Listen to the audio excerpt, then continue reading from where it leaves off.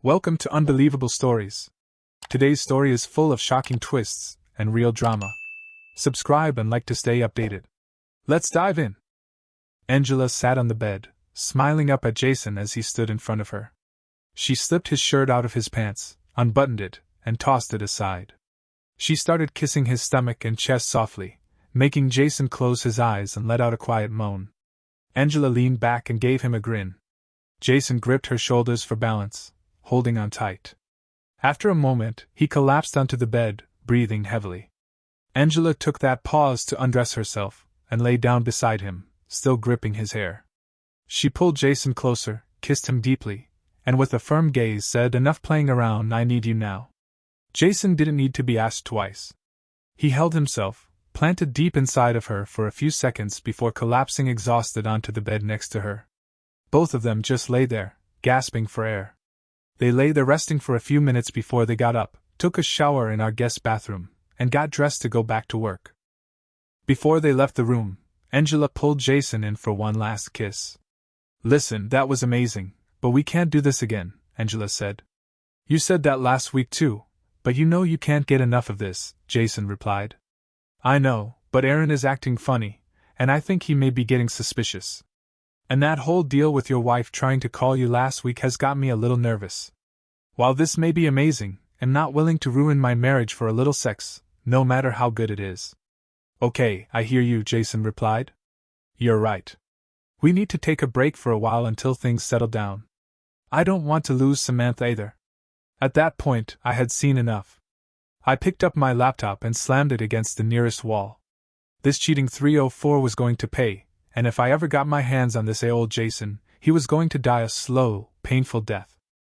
But before I kill him, my office door opened just slightly, and my assistant, Caroline, hesitantly stuck her head in and asked, "Are you okay, Mr. Nelson?" Taking a deep breath, I replied, "Yes, Caroline, I'm fine. I'm sorry if I frightened you. I think I'm going to leave for the day and head to the gym. I have some things that I need to work through, and I think a hard workout may help me.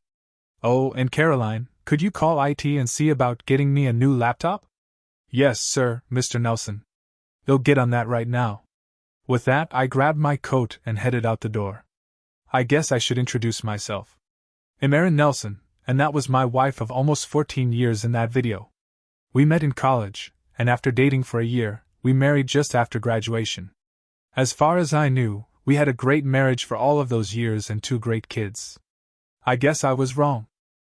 This all started a few days ago when Samantha Reed, Jason's wife, came to see me, concerned that there was something going on between her husband and my wife. If not for her, I would still be oblivious to the going on right under my nose in my own house. 3 days earlier, Caroline said, "Mr. Nelson, I have a Mrs. Reed in the lobby to see you. She said that her husband, Jason, works with your wife and that it was urgent that she see you." "Thank you, Caroline." "Did she say what this was about?" "No, sir. She just said that it was personal. Tell her he'll be there in a few minutes." I had a bad feeling about this. Why would a woman that I had only met once at a company New Year's party be coming to see me about a personal issue? It was only 9:30 a.m., and I had done nothing all day but put out fires, and now this. What's worse is that it's only Wednesday.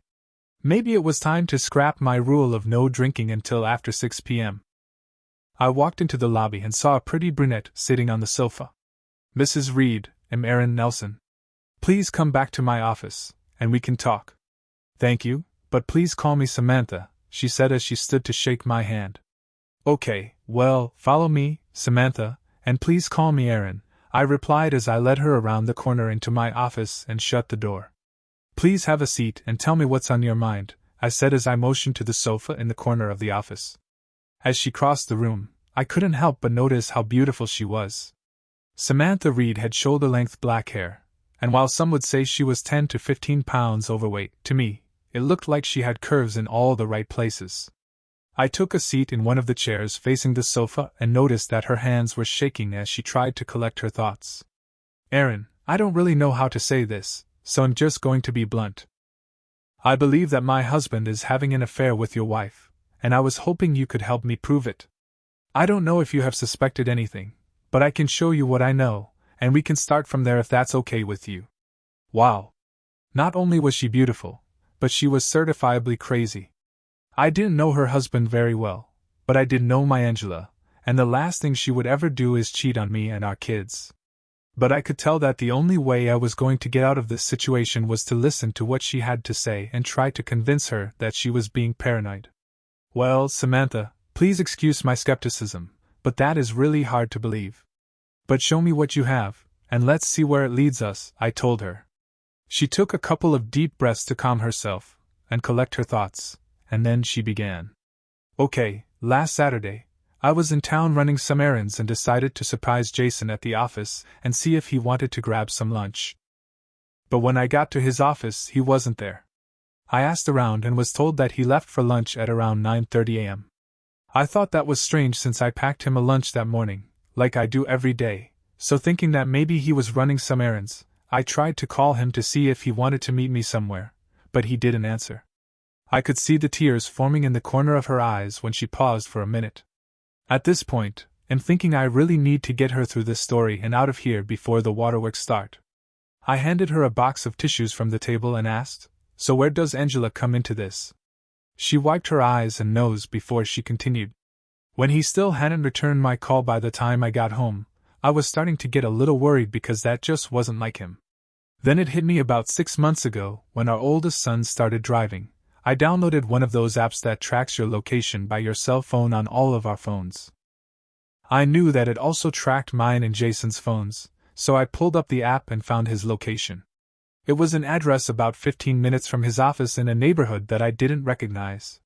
When I searched for that address online, your name came up, and I remembered you and your wife from the New Year's party. I still wasn't convinced that Angela and Jason were having an affair, but this was certainly suspicious. I would have to ask Angela about this later. "So, Samantha," I asked, "did you ask him why he was at my house in the middle of the day?" "No, but let me finish.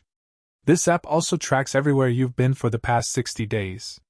So I pulled up Jason's history and found that he has been going to your house every Thursday for the past 3 weeks.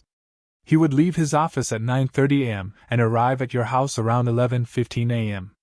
He would stay there until around 2 p.m. and then drive back to his office.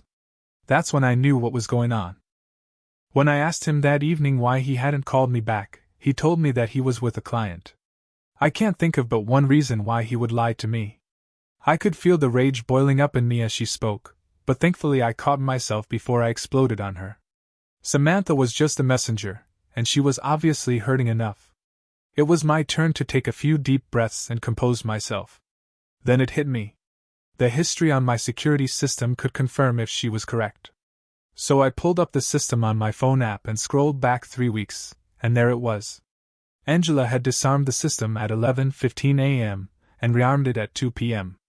I then scrolled through to find corresponding entries at the same times for the next 2 Thursdays, but nothing suspicious prior to 3 weeks ago.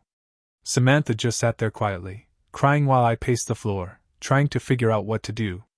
Then it hit me. I picked up the phone and called my friend, Daniel Wallace. "Hey Daniel, I know it's spur of the moment, but could you come over to my office as soon as possible? I have an urgent matter that I need your help with." Daniel confirmed that he would be here in about 10 minutes. I explained to Samantha that Daniel was my security system contractor. I develop residential and commercial property, and Daniel installs the security in all of my projects, including my house. My plan was to get photographic proof of whatever was going on before we confronted either spouse. Daniel arrived as promised, and after I told him of the situation, he laid out for me exactly what we needed to do if we were sure we really wanted to see what was going on. "Just be sure this is what you want, Aaron. Once you see the pictures, you'll never be able to fully get the images out of your head." I looked at Samantha, and she nodded in agreement. So I told Daniel, "Let's do this and let the pieces fall where they may." Daniel explained that my current security system would not be of much help. The cameras inside the house are motion activated, but they only activate when the system is armed. This is designed to ensure privacy. But he could install some really small high-def cameras in whichever rooms I chose that would give us crystal clear video and audio of everything going on in those rooms. I gave him the go-ahead, and he promised to get everything installed the next day after Angela left for work. The plan was to install 3 cameras each in the master bedroom, the guest bedroom, and the great room. Daniel promised that he could set them up so that we could get a 360-degree view of everything in those rooms.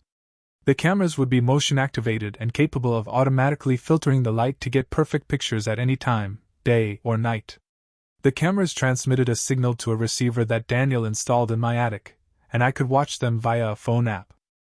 The video would also be saved in the cloud in case I needed it in the future. Now all we had to do was keep our cool for a couple of days and see what we found out. That was a lot harder to do than I imagined, but I kept myself busy with work and even worked from my home office in the evenings after dinner to avoid any lengthy conversations with Angela. Samantha had it a little easier. Her kids were both still at home, so she stayed busy with their activities. With 2 young daughters, she was running around with them, and as was normal, she barely had a moment alone with Jason in the evenings. At my house, it was only me and Angela, so it was a little harder. All of our kids are off at college. Our daughter Chloe is a senior, and our twin boys, George, Hugh, and Luke, are sophomores. They all attend the same college where Angela and I met. I spent most of Tuesday and Wednesday evenings alone in my office, trying to figure out how to tell them about all of this. Finally, Thursday arrived. That morning, Angela kissed me goodbye when I left, just like she did every other day. From her actions, this was just like every other day for the past 14 years. Since Monday, I had been trying to remember any strange changes in her behavior over the past 3 weeks, and there really wasn't much there. The only thing that stood out was that it seemed she had been a lot more aggressive in bed on the weekends. She was normally a follower and let me lead the way, but she had started taking charge more in the bedroom. I remember really liking it until I found out the reason for the change. So that brings us to today. In the video from earlier, after the 2 lovebirds left my house, I downloaded the video to my laptop, emailed a copy to Samantha Reed, and sat down to watch it in my office. Now I just had to figure out what to do next, preferably something that doesn't land me in jail. On my way to the gym, I called George Miller, my attorney, and explained everything to him. He said he would draw up divorce papers, filing on the basis of adultery. Normally in our state, it takes around 10 months to complete a divorce, but there is a loophole for adultery that allows you to finalize in just 5 months. I had no plans to draw this out. I also made one more call to my good friend, Charles Stevens, who just happens to be the area vice president at the bank where both Angela and Jason Reed work. I have used Charles to finance almost all of my projects over the past 14 years, and he owes me a lot of favors. I intended to collect on a few of those favors now. I explained what was going on and told him I would send him the evidence and expressed my confidence that he would handle things appropriately for 2 employees engaged in a sexually inappropriate relationship during work hours. He assured me that he would take care of everything and that I would be totally satisfied with his actions. 2 hours later, after a long hard workout and a shower, I couldn't put this off any longer. I had to face Angela at some point. On the way home, I played a musical playlist from my phone and tried to use some of the techniques I had learned years earlier in college while preparing for big football games. These techniques had always helped me clear my mind and focus with laser-like precision on the task at hand. I pulled into the garage and parked in my usual spot before heading into the house where I found Angela in the kitchen working on dinner, just like every night. "Hi, honey, how was your day?" she asked while smiling at me over her shoulder. "Shitty," I grunted as I dropped my briefcase and headed to the bar for a drink. "Oh, honey, I'm sorry. Is there anything I can do to help?" she asked. "As a matter of fact, you can," I replied. "Take a break and come into the den with me for a second. I have something I need you to look at." She came in and slid in beside me on the sofa, rubbing my thigh with her hand. "Okay, baby, so what exactly is it that you want to show me?" I took out my phone, pulled up the video app, turned the volume up to the maximum, and hitting play, handed her my phone. She watched the black screen for a second, and then a look of horror enveloped her face as she saw herself and Jason. "Oh," she mumbled. Then panic set in as the scene unfolded on my phone. "No, baby, oh no," she cried out, dropping my phone on the floor. "Baby, I can explain, it's not what you think," she pleaded. That was it. At that moment, all of my patience and self-control was suddenly gone and replaced with all of the hurt I had experienced over the past week, and I just exploded. "What the hell is it that you want to explain? You don't have to explain a damn thing to me." The video was pretty clear. It was blatantly obvious that I am married to a lying, cheating 304 who obviously cares more about herself and some pencildick holy than she does about the man who has loved her for 17 years or her children. Is there anything else that you would like to explain? When I calmed myself down, I noticed that she was sobbing into her hands. Please, Aaron, I know I screwed up bad, but please don't call me those horrible names. I am so sorry. Can I make it up to you somehow? That did it. Call you names?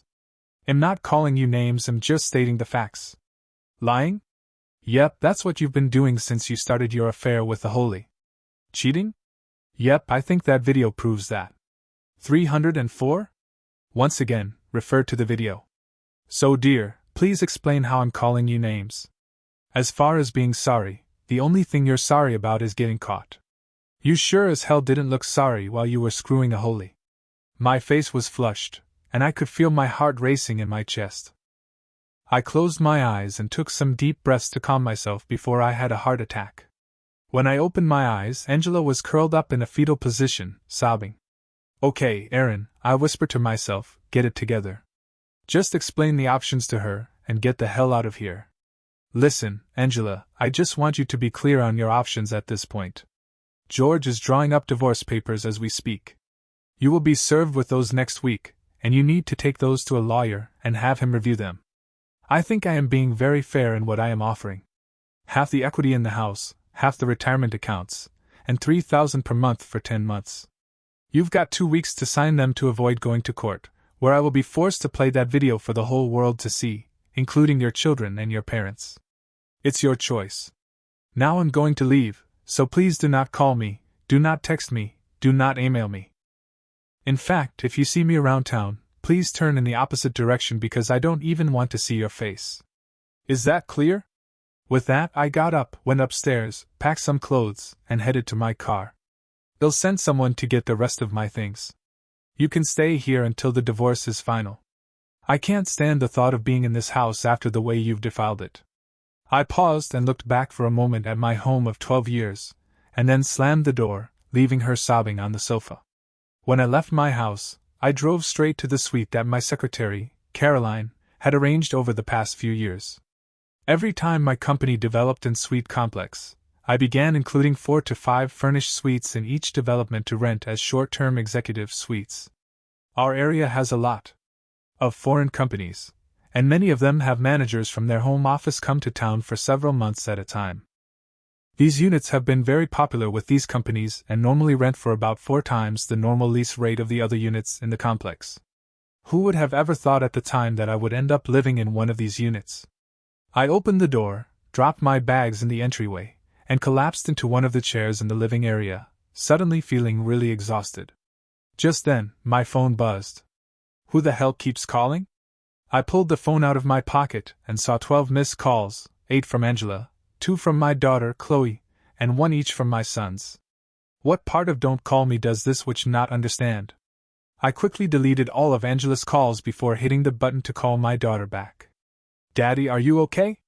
She answered. Baby, I'm fine. What's going on? I replied. Well, Mom called about an hour ago looking for you.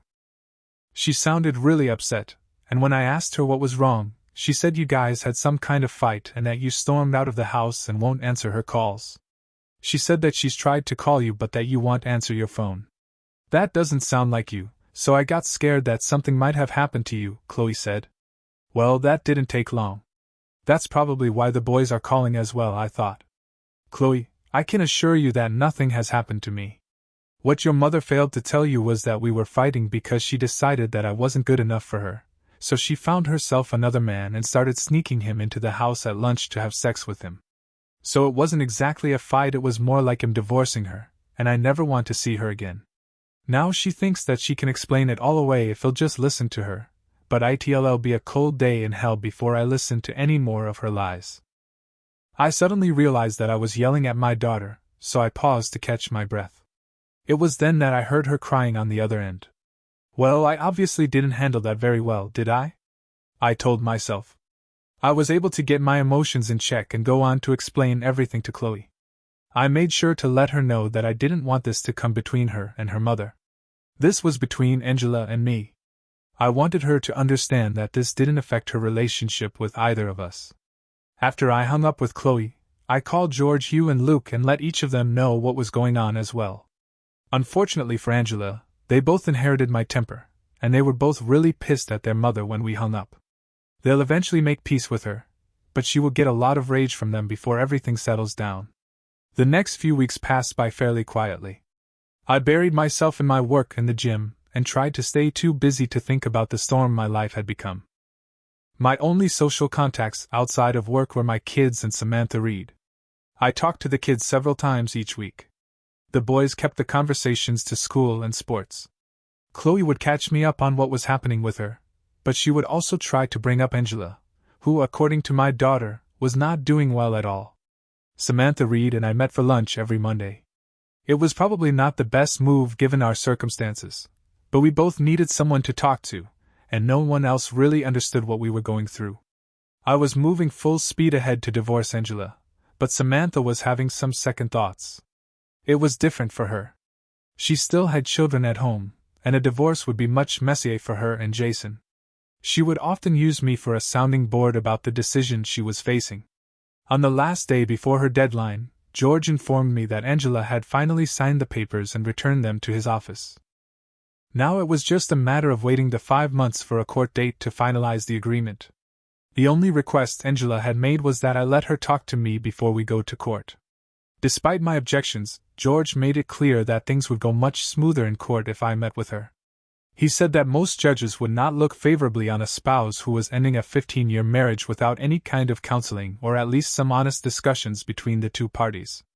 I finally agreed to meet with her, but it would be when I was ready. Over the next month, I reverted back to the way I was before I met Angela.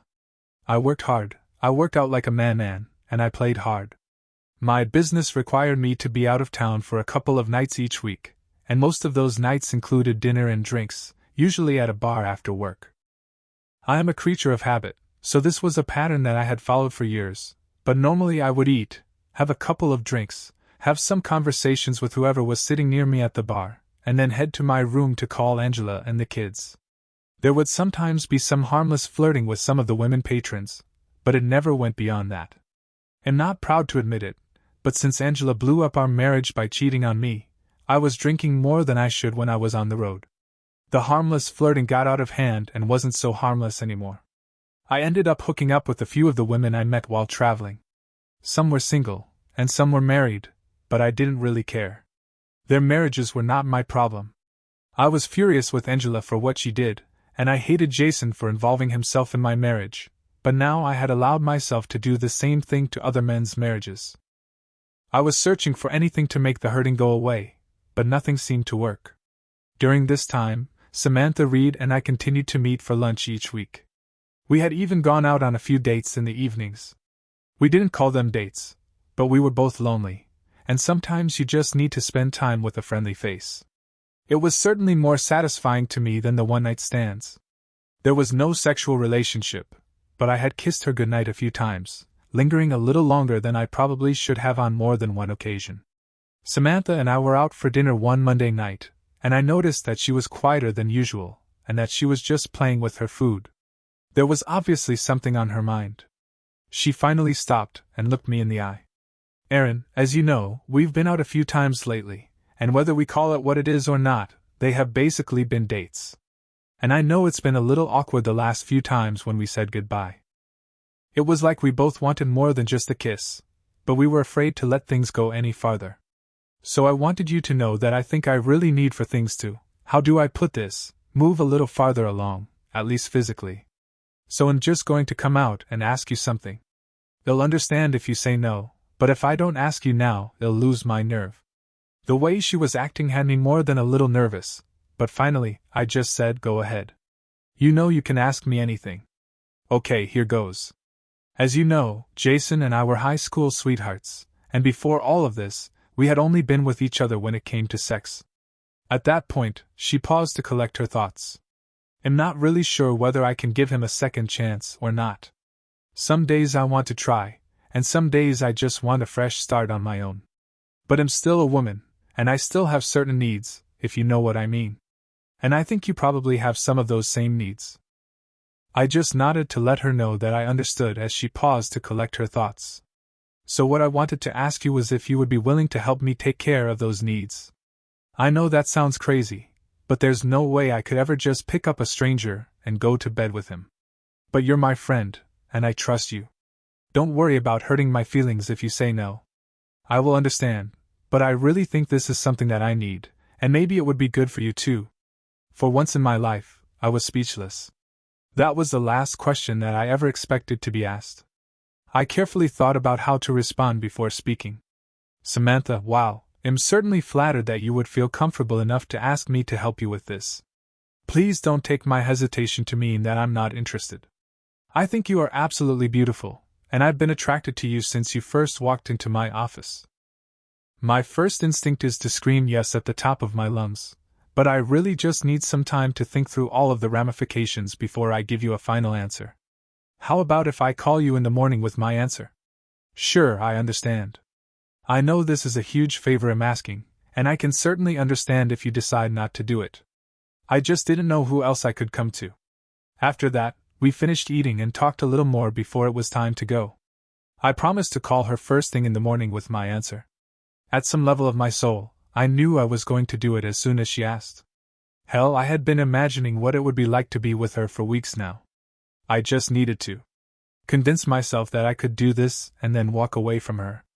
I knew that if after this, she decided to commit to her marriage, that I couldn't see her anymore, not even for lunch. It came to me on my way home that evening that just maybe this could help us both move on. So I called her. Hello, she answered. Hey, Samantha, this is Aaron. I've thought about what you asked, and my answer is yes on one condition. There was silence for a second on the other end before she tentatively asked, so what is this condition? Well, if we just met at my suite or at your house and had sex, it would just feel like a one-night stand. I need something more from you to feel comfortable doing this. So the condition is this. I think a change of scenery would do us both some good. If you will agree to go away with me this weekend, I will agree to have sex with you at some point over that time. We could leave on Friday and come back late Monday. Wow, count me in, she replied. I was so sure you were going to say no. I'll just tell Jason that I need to get away to clear my head and that he needs to watch the boys for a few days. What time do you want to leave? I'll text you with the plans tomorrow, and Samantha, I'm really looking forward to this. Bye. As soon as Caroline got into work the next day, I had her make all the reservations for the weekend, and then I texted Samantha and told her to meet me at the airport at noon on Friday. In spite of all of her questions, I insisted that everything was a surprise, and she would just have to wait until Friday to find out the details. So after an agonizingly slow week, here I was standing in front of the terminal when I saw her walking towards me wearing a pair of tight faded jeans, boots, and a form-fitting sweater that accentuated her full breasts. You look amazing. By the time we board our flight, you'll be the envy of every man in this airport, I said. She leaned in to give me a hug and whispered in my ear, if you keep talking like that, you won't make it to that plane, mister. So what's the big surprise? Where exactly are you taking me, Mr. Nelson? I just smiled as I handed her the ticket. Los Angeles.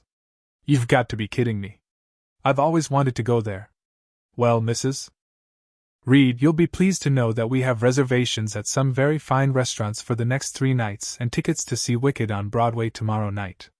I grabbed her bag and headed to check in with a very happy lady at my side.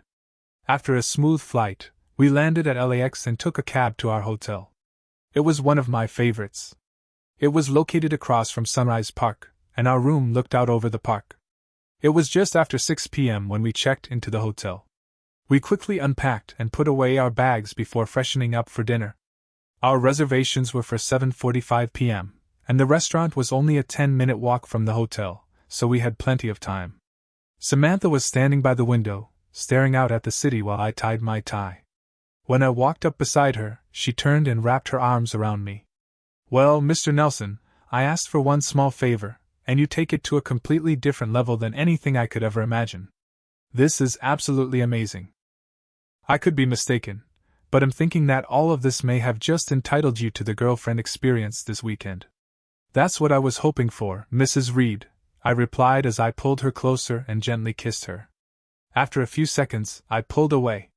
We better stop this now and head to dinner, or we're never going to make it because I am getting really close to just throwing you on that bed and having you for dinner. We made the 10-minute walk to the restaurant hand in hand while taking in the sights and sounds of the city. The dinner was amazing, just like I remembered it from the last time I was here, and after dessert and way too much wine, we headed back to the hotel. When we got back to the room, I could tell that she was getting nervous, so I took both of her hands in mine and looked directly into her eyes. I want you to know that we won't do anything that you are not comfortable with. If all you want to do is act like tourists and enjoy the city, that's fine with me. If you want to go through with your original request, that's fine too. I just want you to relax and enjoy the weekend. No pressure, okay? I led her over to the window, moving behind her and wrapping my arms around her waist. I want you to look out at this beautiful city. This weekend is all about you. I want you to experience things you never have before. Just try to relax and let me take care of everything. I want you to experience the food, the sights, the attractions, and the arts. Let's just enjoy the city, and if you want to explore some casual sex between friends, I will be more than happy to make that happen. I could see the tears forming in the corner of her eyes. No, Aaron, I really want to go through with this, and I need it more than you will ever know. I'm just really nervous. I've only been with one man, and after all that's happened, I just feel so inadequate because I obviously wasn't able to keep him satisfied. Listen, Samantha, I think we are both in the same place. We both feel inadequate in a number of ways, but what they did is not about us.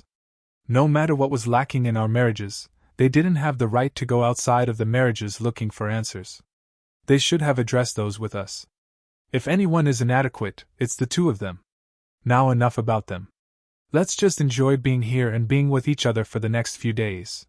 With that, I gently kissed the back of her neck, just behind her right ear. Samantha closed her eyes and leaned back into me, tilting her head, inviting me to continue. Now let's hear the story from Samantha's perspective.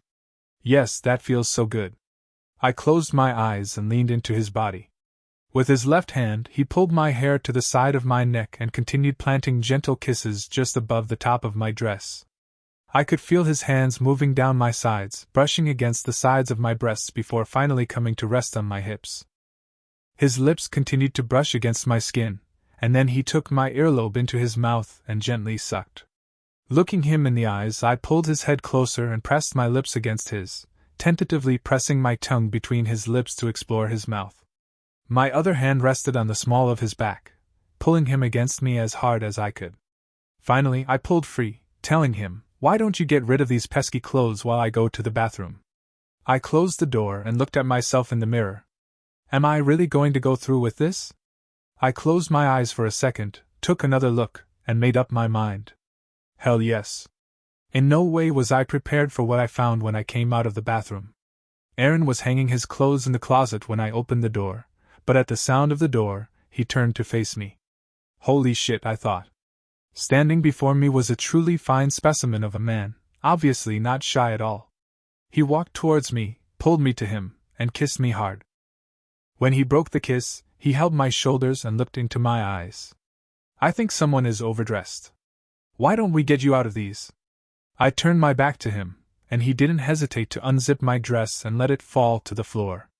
Aaron stepped back and sat on the bed, staring at me standing in front of him in just my bra and panties. I was a little self-conscious about the extra pounds I carried, but Aaron never seemed to notice. Damn, Samantha, you are so beautiful. Bring that sexy body over here. When I got close to the bed, Aaron pulled me to him, wrapping his arms around me. I rolled into him and buried my face in his neck, kissing his neck and shoulders. I then crawled onto my knees and worked my way down his chest, planting gentle kisses along the way. I paused for a moment on my way down his body to tease him with gentle licks and bites before continuing to kiss down his washboard abs. I couldn't take the teasing any longer. Thank God he was being gentle.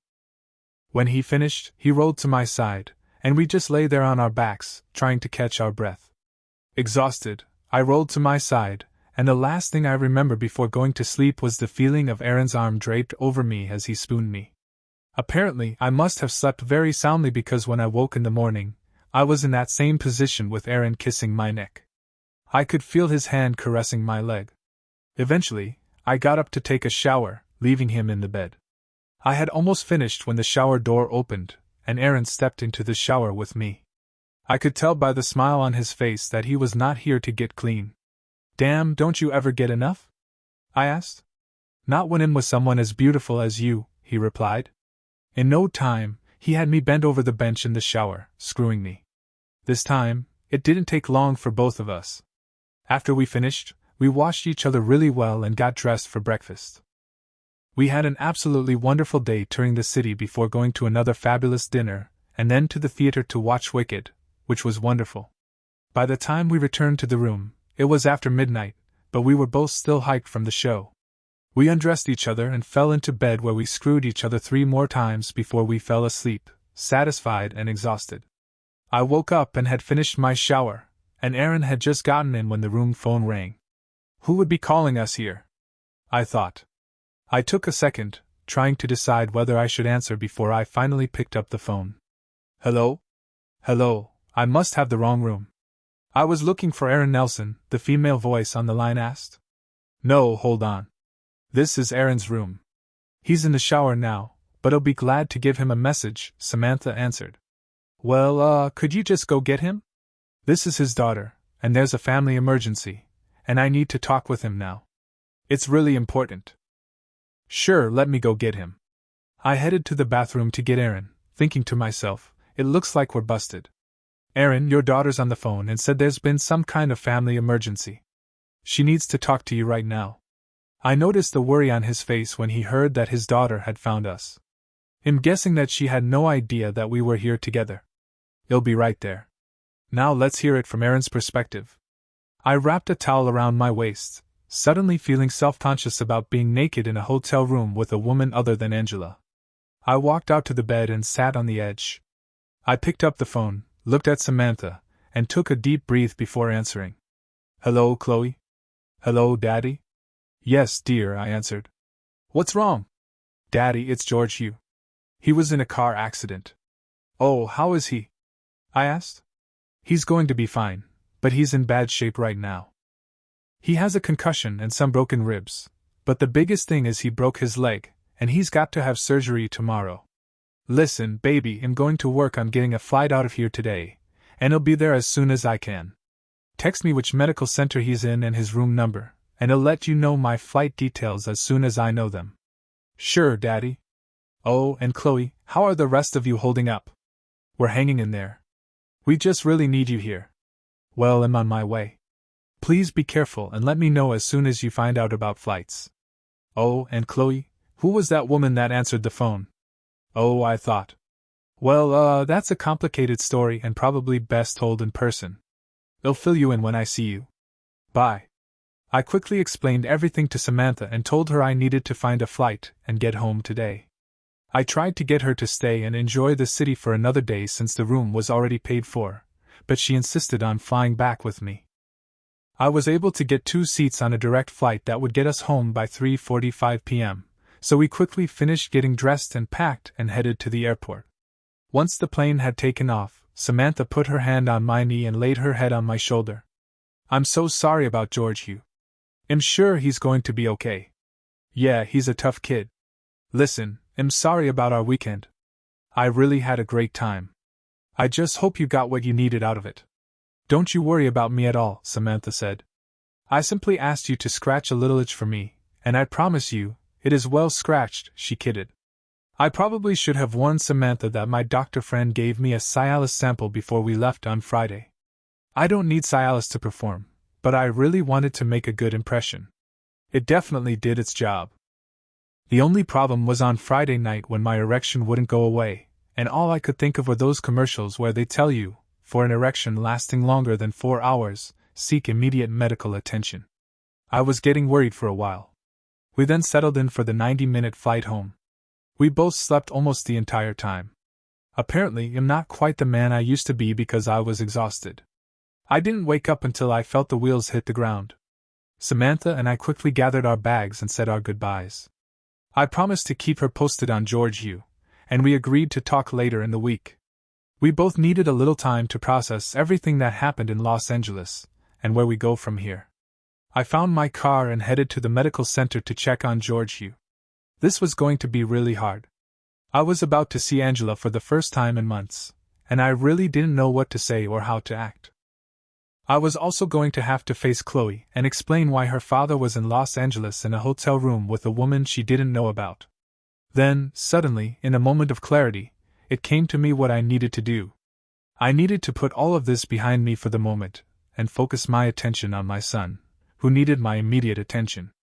Then I needed to deal with Angela and all of the unresolved issues and feelings. When I caught her with Jason, I vented my anger by yelling and cutting off all contact with her. Then I tried to boost my self-esteem by having one-night stands while I was traveling. Now I had tried to move on and start a relationship with Samantha, but I had yet to find any peace.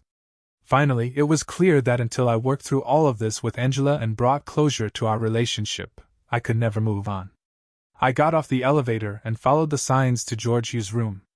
Before I opened the door, I took a second to work up my nerve. I was actually nervous about going in. How had it come to the point where I was uncomfortable seeing my family? Okay, Aaron, get yourself together and just go in and be yourself. So I took one last breath and opened the door. Daddy? Chloe exclaimed. I'm so glad you finally made it. She crossed the room and wrapped her arms around me, squeezing me tight. Well, hello to you too, baby girl. I then saw my other son, Luke, sitting in one of the chairs. I looked over at him and smiled. What, no hug for the old man? Hey, Dad, he said.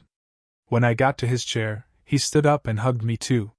It looks like George he's going to be laid up for a while, so I guess now when you come up to school, you can just take your favorite son out to play a round of golf, huh? Yeah, I laughed. I guess I won't have to take George Hugh along just to keep him from getting jealous. But when he gets back to normal, we'll have to play it cool and ask him to come along too. I turned to George Hugh's bed, and he appeared to be asleep at the moment.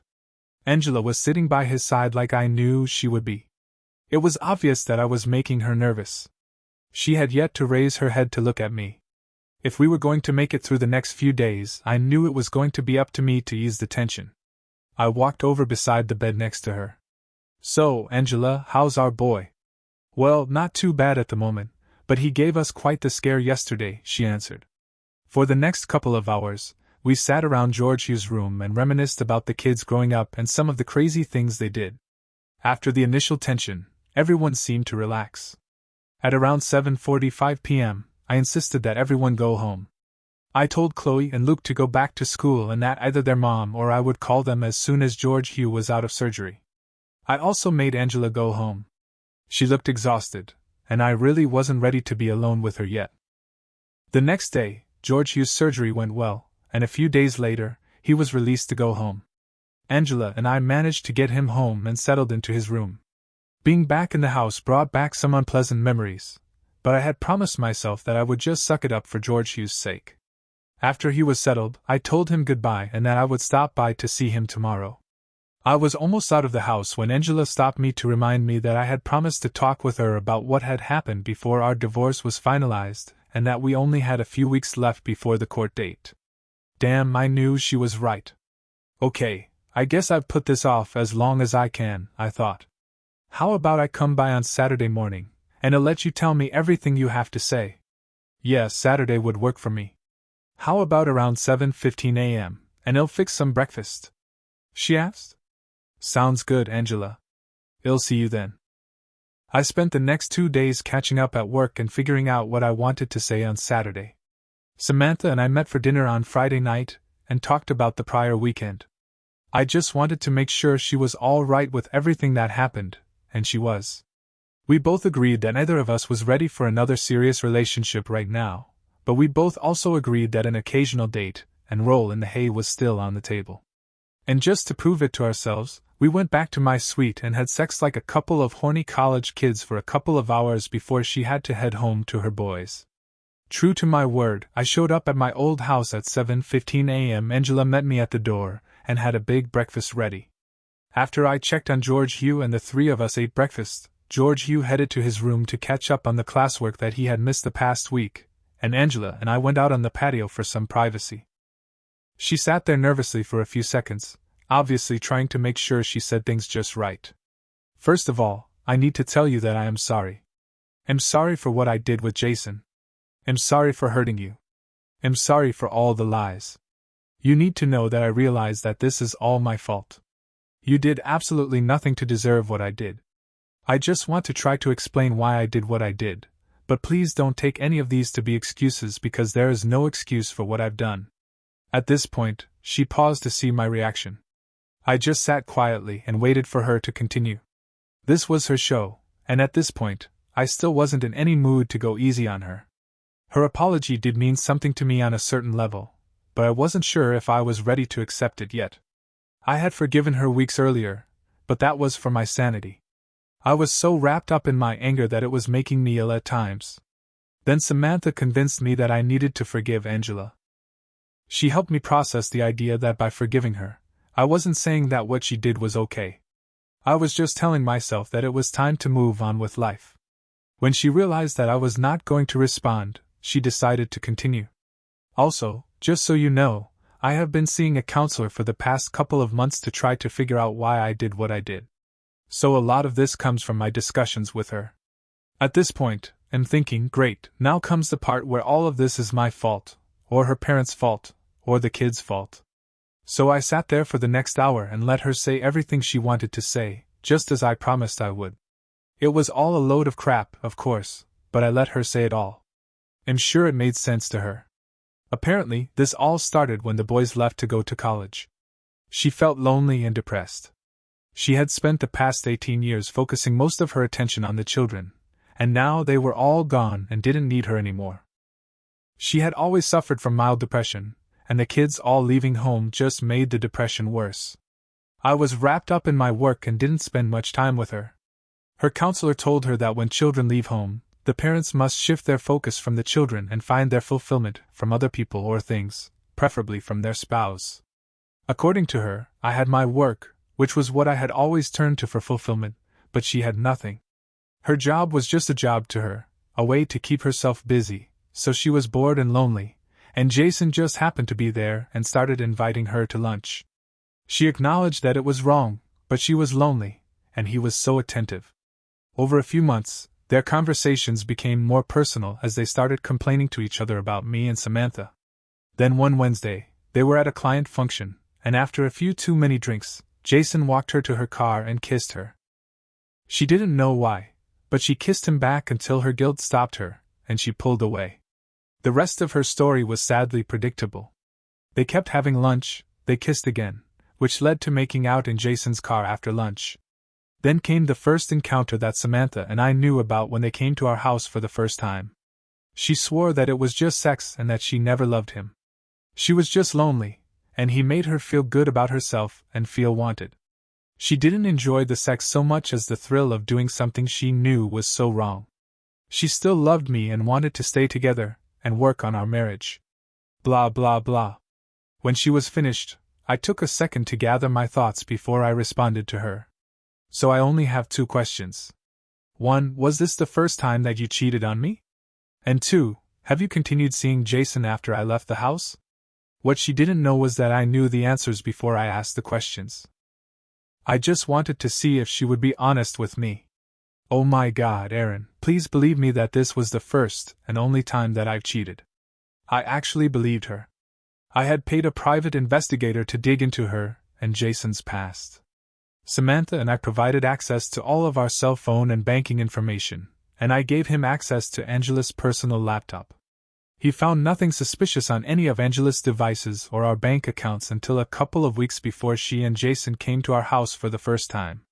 At that point, there were tons of sexually charged text messages between them late at night. Okay, Angela, I guess I believe you. I have no reason to believe that there's been any other affairs. Now, how about the second question? We talked a few times to compare notes on how to handle things with you and Samantha, but we haven't actually seen each other since the day that video was recorded. Well, so much for honesty. I knew for a fact that she had seen him twice in our house since I left. So, Angela, here's my problem. I know that is a blatant lie. Jason was in this house the first 2 Friday nights after I left, and he stayed here the entire night both times. A look of panic was now spreading across her face. Do you remember Daniel Wallace stopping by to remove the cameras after I confronted you? She nodded yes. Did it ever occur to you that I just might send him back to reinstall them when you were at work that next week? Do you think I'm stupid enough to believe that after screwing this a holy for who knows how many weeks, when I've left you, and Samantha's thrown him out of his house, that the two of you wouldn't get together for some feeling sorry for yourself sex? I'm so sorry. Please let me explain. I was scared and alone. You and Samantha had left us, and we just needed someone to talk to, she said with tears streaming down her face. Well, I know you did more than talk because, unlike you, the cameras don't lie. You know, Angela, I could deal with the truth, but I'm not going to put up with lies. In the grand scheme of things, 2 more times are not that big of a deal, but lying is a deal breaker. Even at work, I am fairly tolerant when people make mistakes, but if anyone lies to me, they are gone. I had heard enough. Well, I kept my promise and let you talk, but you've proven that you're not ready to be completely honest. So my suggestion for you is to let our divorce become final at our court date and move on. I've got enough video of you two to start an adult site, and if you try to stall things, I might do just that. Goodbye, Angela. Angela decided to take my advice, and our divorce became final about 2 weeks later. The week after that, Chloe graduated from college, and both Angela and I did our best to focus on her that day. We were both really proud of her. We gave her a 2-week European cruise for graduation, and after that, she was going to come work for me full-time. The private investigator found a lot more dirt when it came to Jason. Angela may have thought she was special, but she was his 4th affair in the past 3 years. The investigator found that Jason had been with 2 more women. That was all Samantha needed to make her mind up and follow through with her divorce. I couldn't resist sending Angela a copy of the investigator's report with a handwritten cover sheet from me. You may want to take a look at this report. Apparently you weren't as special as you thought. And by the way, you will probably want to get tested for STDs. Affairs with 3 women would lead you to believe that this guy will stick his tool into just about anyone. Samantha and I continued seeing each other regularly over the next few months. I really liked her, and I think the feeling was mutual. We did agree to take things slow for a while until all of the wounds from our divorces healed. She had a lot of really attractive qualities, and I enjoyed spending time with her. She was a lot of fun to be around, and on top of it all, she was a lot of fun in bed too.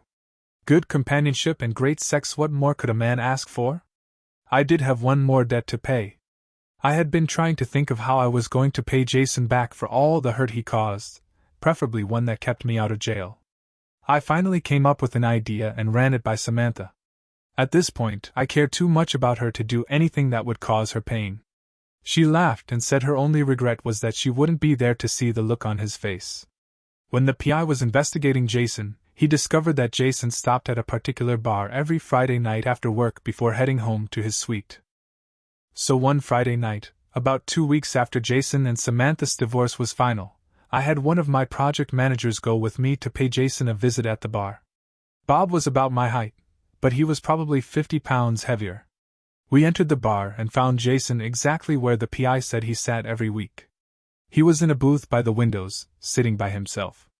I walked around so that I could approach him from the rear, and Bob approached from the opposite direction. When we got to his booth, we both pushed our way into the booth, with me beside Jason and Bob facing him. Well, old friend, do you remember me?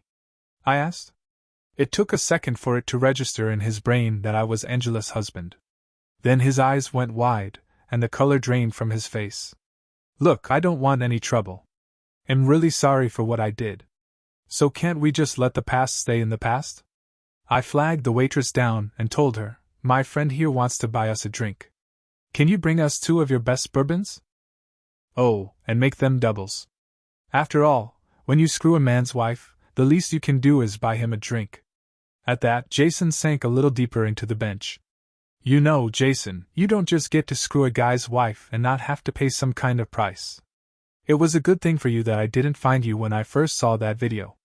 My first thought was to rip that pitiful little tool of yours off and shove it down your throat until you choked on it. But lucky for you, I'm too old to go to jail. So let me explain to you how things are going to work for you.